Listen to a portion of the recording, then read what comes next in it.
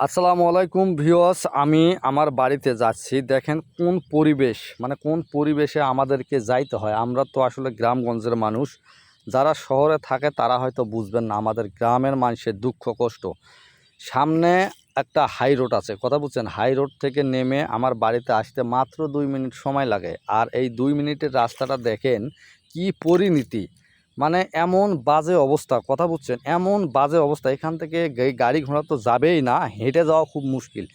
মাঝখানে কিছু কিছু জায়গা ভালো আছে, তারপরে এই যে সামনে দেখতে পাচ্ছেন এত প্যাগ, মানে এক কথা শেষ, হেঁটে যাওয়ার মতো কোনো পরিবেশ নাই।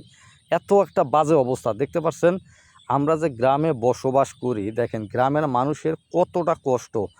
আর এই যে দলীয় সরকার যারা আছে, এগুলো কিন্তু তাদেরকে, মানে তাদের চোখে এগুলো পড়বে না। কেন পড়বে না? তারা আসলে শহরে থাকে, এই কারণে গ্রামের মানুষের কষ্ট দুঃখ এগুলো ওরা বুঝবে না। কারণ ওরা নির্বাচনের সময় জাস্ট আসবে, আসার পরে বাজেট করে যাবে জনগণের কাছে যে এই রাস্তাটা পাকা হবে, এই রাস্তাটা আমরা পাকা করে দেব ইনশাল্লাহ। যদি আমার দল নির্বাচনে আসে বা জিতে, যখন জিতবে ভাই আর কোনো সময় আসবে না। বর্ষার সময় এত একটা বাজে অবস্থা, আপনার রাস্তাটা আমি ওই জন্য তুলে ধরলাম যে আসলে দেখেন রাস্তাটা দেখেন।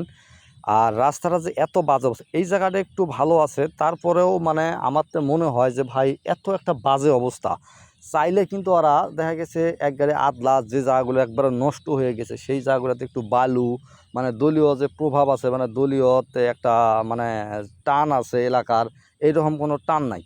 আমাদের এলাকাতেও অনেক নেতা খেতা আছে, তাদের এগুলো নিয়ে আসলে কোনো মাথা ব্যথা নাই। তাদের কথা আমাদেরকে ক্ষমতায় আসতে হবে, আমাদেরকে ভোট দেন। মানে এমন একটা বাজে অবস্থা রাস্তাটার হয়ে গেছে, মানে বলার বাহিরে। এই রাস্তাটাতে প্রায় প্রতিদিন অনেক অনেক লোক চলাচল করে, অনেক লোক।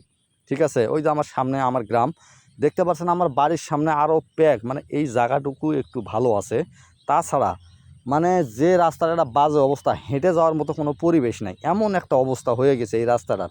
তাই আমার অনুরোধ থাকবে, যারাই ভিডিওটা দেখবেন ভিডিওটা শেয়ার করে দিবেন, যাতে দলীয় লোকগুলোর চোখে পড়ে যে ভাই ভোট চাওয়ার আগে যাতে রাস্তাঘাটগুলো তারা ঠিক করে দেয়।